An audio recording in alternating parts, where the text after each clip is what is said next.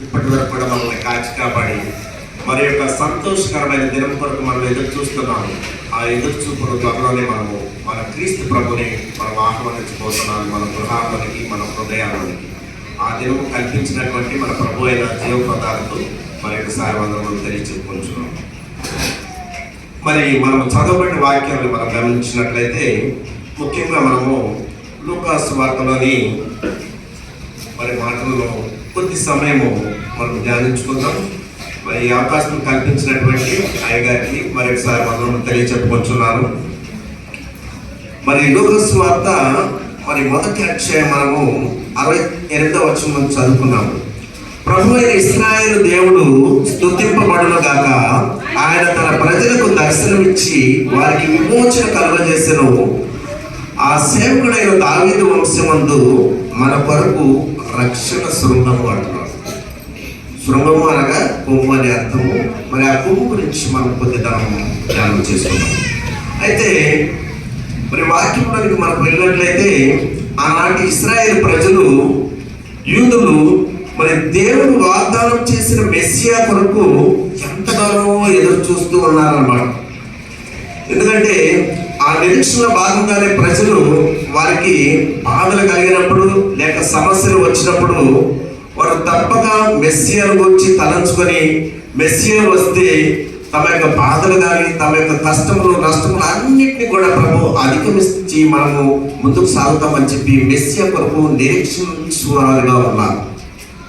మనం ఏ విధంగా క్రిస్మస్ సంబరాలు జరుపుకోవడానికి సంవత్సరం అంతా నిరీక్షిస్తున్నామో వారు కూడా తమ యొక్క జీవితంలో ఎన్నో బాధలు అనుభవిస్తున్నారు. ఎన్నో కష్టములు నష్టములు ఎదుర్కొన్నప్పటికీ కూడా మెస్సియా వస్తే ఆ బాధలన్నీ పోతాయి, ఆ కష్టాల నుంచి తొలగింపబడతాము అని చెప్పి మరి ఇశ్రాయేలు ప్రజలు ఎదురు చూస్తున్న సమయం. అయితే మరి ఇక్కడ యాజకునిగా తమ యొద్దకు వచ్చే భక్తుల మనోభావాలను ఎరిగిన వారిగా ఉన్నటువంటి యాజకుడైన జకర్యా ఏం చేస్తున్నాడంటే వారి నిరీక్షణ ఫలము ఫలించినందుకు మరి కీర్తన పాడుతున్నాడు అనమాట. ఈయన పాడినటువంటి గీతాన్ని జకర్యా ప్రవచన గీతముగా ఎంచబడుతున్నారు. అంటే ఆయన కేవలము జరిగిపోయినటువంటి విషయాల గురించి లేక జరుగుతున్న విషయాల గురించి పలుకుత రాబోయే విషయాల గురించి కూడా పలుకుతున్నాడు. అంటే భూత వర్తమాన విషయాలను అన్నిటిని కూడా రాబోయే విషయాల్ని జరగబోయే సంగతుల గురించి కూడా తెలియచెప్తున్న ఆ గీతంలో పాడుకుంటూ మనకి ప్రస్తుతింప చేయించున్నాడు. ఎందుకంటే జరిగిన విషయాలన్నింటిని కూడా మర్చిపోయి జరుగుతున్న విషయాలను మర్చిపోయి జరగబోయే విషయాల గురించి చెప్పి పాడుకుంటున్నాడంటే ఎందుకు ఆ విషయాలను గుర్తు చేసుకుంటున్నాడంటే ప్రజలకు ఒక సువర్తమానం, ఈ ప్రజల కష్టాల నుంచి గట్టెంకబోచున్నటువంటి ఎదురు చూస్తున్న మెస్సియా రాబోతున్నాడు, వచ్చాడు అని చెప్పి ఆయన సంతోషంతో ఈ గానము పాడినట్లుగా చూస్తున్నాం. అయితే ఈ కీర్తన ప్రవచన కీర్తనగా ఎంచబడుతుంది. ఈ ప్రవచన భాగం అంతటిని కూడా గ్రీకు భాషలో చూస్తున్నట్లయితే బెనెడిక్టర్ అని చెప్పి బైబిల్ పండితులు పేర్కొంటున్నారు. అయితే ఈ పదము మ్యాగ్నిఫిసెంట్ అనే లాటిన్ పదం నుండి వచ్చినట్లుగా బైబిల్ తెలియచెప్తుంది. దీని భావాలు రెండు విధంగా వచ్చు. మొదటి భావము దేవుని మహిమపరచటం, రెండవది ఇశ్రాయేలు ప్రజలను దీవిస్తూ చెప్పిన మాటలుగా ఈ గీతంలో మనం చూడవచ్చు.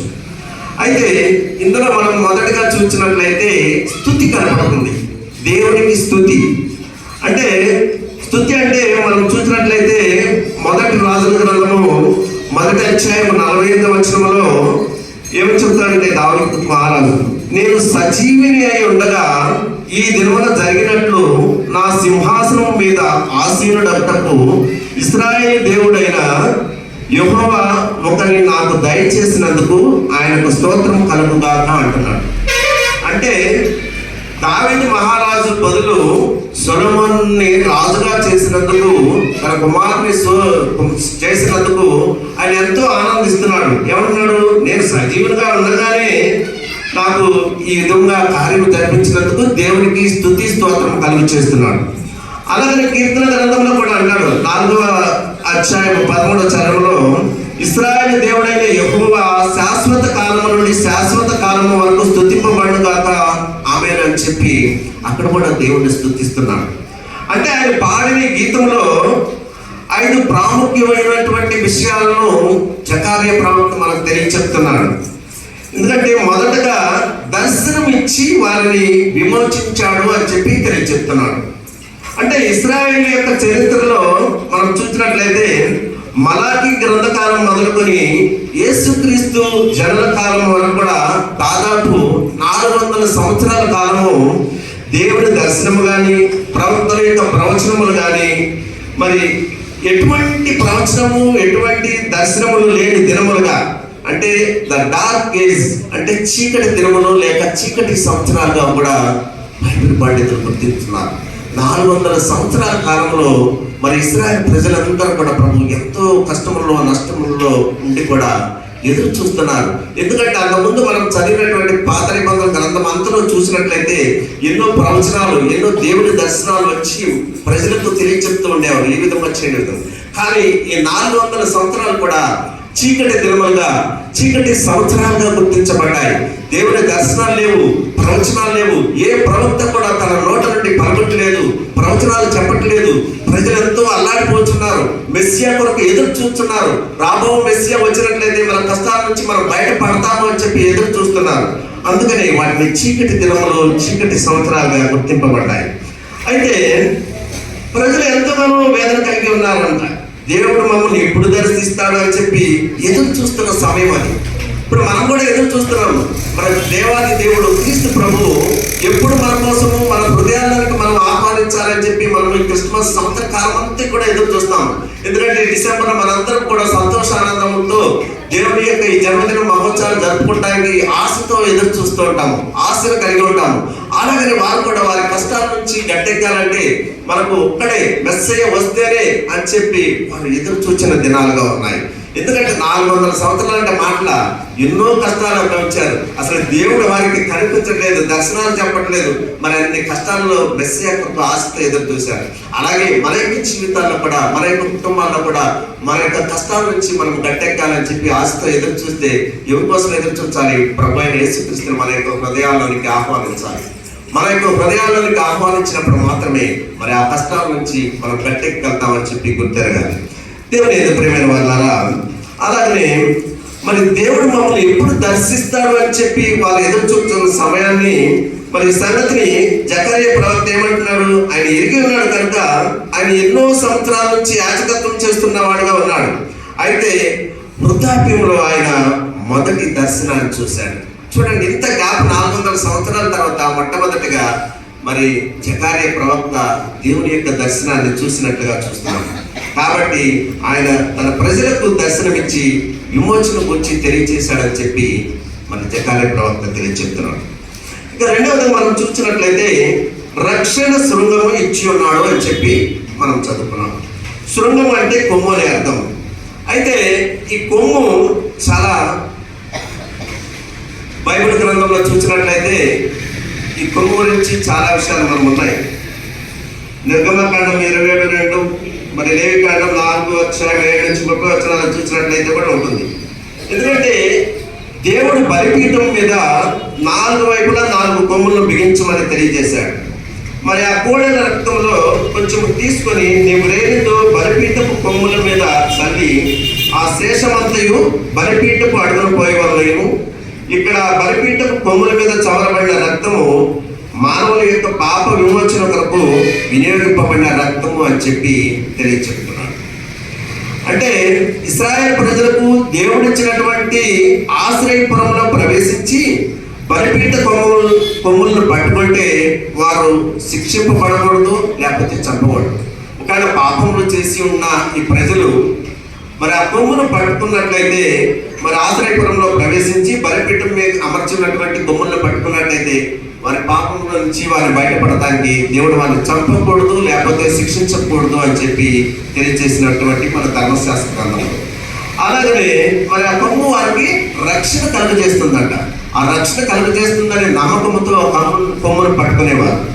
అయితే మొదటి రాజుల గ్రంథము 1వ అధ్యాయం 50వ వచనంలో మనం చూసినట్లయితే అదోనియా సొలొమోనుకు భయపడి లేచి బయలుదేరి బలిపీఠపు కొమ్ములను పట్టుకొనెను. చూడండి, అదోనియా సొలొమోనుకు భయపడిపోయాడు. ఆయన ఏం చేశాడు? బయలుదేరి బలిపీఠపు కొమ్ములను పట్టుకున్నాడు. ఆ బలిపీఠపు కొమ్ములను పట్టుకున్నప్పుడు ఆయన రక్షించబడ్డాడు, శిక్షించబడలేదు. సొలొమోను ఏదో చేస్తాడని చెప్పి భయపడినటువంటి అదోనియా భయంతో వెళ్ళిపోయి బలిపీఠం యొక్క ఉన్నటువంటి కొమ్మును పట్టుకొని దేవుణ్ణి రక్షించమని కోరినట్లుగా చూస్తున్నాము. ఆ విధంగా రక్షించబడ్డాడు కానీ శిక్షించబడలేదు. మరి ఆయన రక్షణ శృంగం అనే మాటను వినియోగిస్తూ ఆ రక్షణ శృంగం అనుగ్రహించినని చెప్పి చెప్పుచున్నాడు జకర్యా ప్రవక్త. ఇక్కడ దావీదునకు కొమ్ము మరవ చేసేదను, నా అభిషిక్తుని కొరకు నేను అచ్చట ఒక దీపం స్థిరపరిచి ఉన్నాను, ఆ కొమ్ము యేసుక్రీస్తు ప్రభువే అంటున్నాడు. మనందరికీ కొరకు ఒక కొమ్మును, అంటే యేసుక్రీస్తు ప్రభువుని ఆ కొమ్ముగా భావించి మనము యేసుక్రీస్తు ప్రభువుని మనము మన యొక్క హృదయాలకి ఆహ్వానించినట్లయితే మనము కూడా రక్షింపబడతాము అని చెప్పి తెలియజేస్తున్నాడు. ఏ విధంగా అదోనియా పాపం చేసి నన్ను ఏమైనా శిక్షిస్తాడేమో అని చెప్పి భయపడిపోయి బలిపీఠం యొక్క కొమ్మును పట్టుకుని రక్షణ పొందాడు, ఆ విధంగా కూడా మనము కూడా యేసుక్రీస్తు ప్రభువుని మన యొక్క హృదయంలోకి ఆహ్వానించినట్లయితే మనం కూడా శిక్షకు పాత్రలు కాకుండా రక్షణను పొందుతాము అని చెప్పి తెలియజేస్తున్నాడు. అయితే మూడవది మనం చూసినట్లయితే దీన్ని కూర్చి ప్రవక్తల నోట కూడా పలికించాడు అని చెప్పి మరి జకర్యా గారు తెలియజేస్తున్నాడు. దేవుడు ముందుగానే తన ప్రవక్తల నోట పలికించాడనే విషయాన్ని ప్రస్తావిస్తూ అంటున్నాడు. యెషయా గ్రంథం 7వ అధ్యాయం 14వ వచనంలో అంటున్నాడు, కాబట్టి ప్రభువు తానే యొక్క సూచన మీకు చూపును, ఆలకించుడి, కన్యక గర్భవతి అయి కుమారుని కని అతనికి ఇమ్మానుయేలు అని పేరు పెట్టును అంటున్నాడు. ముందుగానే ప్రవక్తల చేత పలికించినటువంటి మాటలు నెరవేరిపోచున్నవి, నెరవేరినవి అని చెప్పి జకర్యా ప్రవక్త తెలియచెప్తున్నాడు. అలాగనే మీకా గ్రంథం 5వ అధ్యాయం 2వ వచనంలో కూడా మనం చూసినట్లయితే, బెత్లెహేము ఎఫ్రాతా, యూదావారి కుటుంబంలో నీవు స్వల్ప గ్రామమైనను నా కొరకు ఇశ్రాయేలుని ఏలబోవాడు నీళ్ళ నుండి వచ్చును అంటున్నాడు. ఇది కూడా ప్రవక్త, మీకా ప్రవక్త ముందుగానే మనకు తెలియజెప్పాడు. వీళ్ళు తెలియచెప్పిన తర్వాత కూడా మరి 400 సంవత్సరాలు మరి డార్క్ ఏజ్లో, చీకటి దినాల్లో, చీకటి సంవత్సరాల్లో ఉన్నాము. కానీ ఆ ప్రవక్తలు చెప్పిన మాటలు నెరవేరాయి అని చెప్పి ముందుగానే పలికైన మాటలను తెలియచెప్తున్నాడు. అయితే జకర్యా యాజకుడు కనుక మరి వేదాంత పరమైనటువంటి అనేక విషయాలను తన యొక్క స్తుతి కీర్తనలో పాడుకున్నాడు. మరి ఇది కేవలము పాట మాత్రమే కాకుండా ఇది వీరి జీవితాల్లో నెరవేరబోతున్న విషయాలని ఆయన ప్రస్తావించాడని చెప్పి మనం అర్థం చేసుకోవాలి. ఇక అలాగనే అబ్రహాంతో కూడా చేసిన ప్రమాణం జ్ఞాపకం చేసుకున్నాడు. ఇక్కడ అబ్రహాంతో చేసిన ప్రమాణం అంటే, ఈ దేశమందు పరదేశమై ఉండుము, నేను నీకు నీ సంతానమునకును మరి అబ్రహాంతో నేను చేసిన ప్రమాణం నెరవేర్చి ఆకాశ నక్షత్రముల వలె విస్తరింపజేస్తానని చెప్పి అబ్రహాము తెలియజెప్పాడు కదా. ఆ విధంగానే ఇర్మీయా గ్రంథం 11వ అధ్యాయం 4వ వచనంలో మనం చూసినట్లయితే, మీరు నా వాక్యమును విని నేను మీకు ఆజ్ఞాపించు విధులన్నిటిని బట్టి ఈ నిబంధన వాక్యములను అనుసరించిన ఎడల మీరు నాకు జనుల యందును, నేను మీకు దేవుడినై యుందును అని చెప్పి తెలియజెప్తున్నాడు. మనం ఈ నిబంధన వాక్యములని, ఈ బైబిల్ గ్రంథంలోని వాక్యాలను మనం విని వాటిని అనుసరించి ముందుకు నడిచినట్లయితే మనం కూడా ఏమవుతామండి? మనం దేవుని జనులై ఉంటాము, ఆయన మనకు దేవుడై ఉంటాడని చెప్పి వాగ్దానం చేస్తున్నాడు. అలాగనే మీకా ప్రవక్త మరి 7వ అధ్యాయం 20వ వచనంలో ఒక మాట అంటున్నాడు, పూర్వకాలమున నీవు మా పితరులైన అబ్రహాము యాకోబులను ప్రమాణం చేసిన సత్యమును కనికరమును నీవు అనుగ్రహింతువు అని చెప్పి కూడా తెలియచెప్తున్నాడు. అంటే ఈ వాగ్దానమును నెరవేర్చాడని తెలియచెప్తున్నాడు. దేవుడు వారి మూలుగులు విని అబ్రహాము, ఇస్సాకు, యాకోబులతో తాను చేసిన నిబంధనను జ్ఞాపకం చేసుకొచ్చున్నాడు. ఎందుకంటే వారు దేవునికి మొరపెట్టిన మొరలను ఆలకించాడు, మరి వారికి మంచి జీవితమును అనుగ్రహించాడు, వారి నిరీక్షణ ఫలించింది అని చెప్పి తెలియచెప్తున్నాడు. మరి అలాగే ఇంకో మాట చెప్తున్నాడు జకర్యా, నిర్మలముగా జీవించుటకు రక్షణ కలుగజేశాడు అంటున్నాడు. అంటే మన యొక్క జీవితాల్లో ఆ కష్టాల నుంచి, నష్టాల నుంచి మనం బయటపడి నిర్మలమైన జీవితంతో మనము ముందుకు సాగాలి అని చెప్పి ఆయన కోరుకుంటూ నిర్మలమైన జీవించుటకు ఆయన రక్షణ కలుగజేశాడు మన ప్రభు అని చెప్పి తెలియచెప్తున్నాడు. అంటే ఇశ్రాయేలు ప్రజలకు నిత్యము భయమే కారణం. ఎందుకు భయపడుతూ ఉన్నారంటే ఇశ్రాయేలు ప్రజలు వారు ఉన్నటువంటి ఇశ్రాయేలు దేశం చుట్టూ 7 రాజ్యాలు అంటే 7 దేశాలు ఉంటాయి. ఆ 7 దేశాల వారు కూడా ఎప్పుడు కూడా ఇశ్రాయేలు ప్రజల వైపే చూస్తూ ఉంటారు. ఇశ్రాయేలు ప్రజల వైపే. కొంతమంది మనం అనుకుంటూ ఉంటాం, మన పక్కన ఎప్పుడు మనల్ని చూస్తున్నారు అని చెప్పి. అట్లాగే ఇశ్రాయేలు ప్రజల వైపు ఎప్పుడు ఆ 7 దేశాల వారు వీళ్ళు ఏం చేద్దామా అని చెప్పి చూస్తూనే ఉంటారు. ఎందుకు చూస్తున్నారు? ఆ కారణం ఏంటంటే ఆ దేశము సుసంపన్నమైనటువంటి దేశము, పాలుతేళ్లు ప్రవహించు దేశము. మరి ఆ దేశంలో ఉన్నటువంటి ప్రజలందరూ కూడా ధనికులుగా ఉన్నారని చెప్పి మరి ఈ దేశాలన్నీ కూడా వారి వైపు చూస్తూ ఉంటారంట. ఎప్పుడు వారిని సమయం దొరికితే కొల్లగొడదాము, వారి ఆస్తులను అన్నింటినీ స్వాధీనపరుచుకుందాము అన్న లెక్కలోనే వారు ఆ 7 దేశాల వారు కూడా ఇప్పుడు కూడా దొరుకుతూనే ఉంటాయి. ఇప్పుడు కూడా వార్తలు మనం విన్నట్లయితే మరి ఇశ్రాయేల్పై ఎప్పుడు ఏదో ఒక జరుగుతూనే ఉంటుంది. మరి ఆ విధంగా అటువంటి కొలగొట్టడానికి ప్రయత్నం చేసేవారు. ఇలాంటి పరిస్థితుల్లో వారు ఎప్పుడు కూడా భయంగానే జీవిస్తూ ఉంటారు అని చెప్పి ఇక్కడ ప్రవక్త తెలియచెప్తున్నాడు. అయితే ఏమంటున్నాడంటే జకరియా, ఇక వారి భయం అంతా కూడా దూరం చేయగలిగినటువంటి లోక రక్షకుడు వచ్చాడని తన గీతంలో తెలియజెప్పాడు. ఇక భయపడవలసిన అవసరం లేదు, ఆ భయం మీకు అక్కర్లేదు, మిమ్మల్ని రక్షించడానికి లోక రక్షకుడు వచ్చాడు, ఇక మీకు భయాలు లేవు అని చెప్పి ఆయన తెలియచెప్తున్నాడు. నిర్మలంగా జీవించే అవకాశము దేవుడు వారికి కల్పించాడని తెలియచెప్తున్నాడు. దీన్ని బట్టి మనం ఏం చేసుకుంటే యేసుక్రీస్తు ద్వారా ఈ వాగ్దానము నెరవేరిందని చెప్పి మనం గుర్తెరగాలి. యేసుక్రీస్తు ప్రభు పుట్టాడు, లోక రక్షకుడు కనుక ఇశ్రాయేలు ప్రజల యొక్క కష్టాల నుంచి నష్టాల నుంచి బయటపడ్డారు. ఎంతో ఎదురు చూపుతో ఉన్నటువంటి ఆ ప్రజలకు ఆయన రక్షణ కలుగ చేశాడు అని చెప్పి మనం తెలియజేస్తున్నాం.